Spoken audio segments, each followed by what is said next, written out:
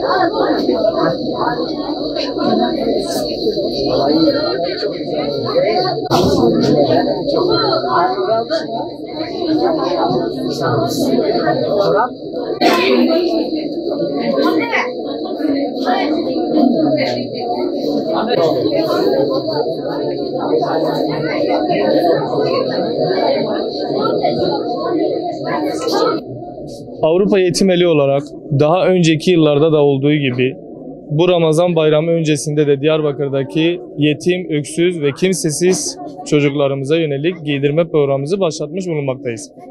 İhtiyaç sahibi ailelere yönelik başlattığımız bu program kapsamında çocuklarımızın elbise ve ayakkabı ihtiyaçlarını karşılayarak önümüzdeki Ramazan bayramına hazırlıyoruz.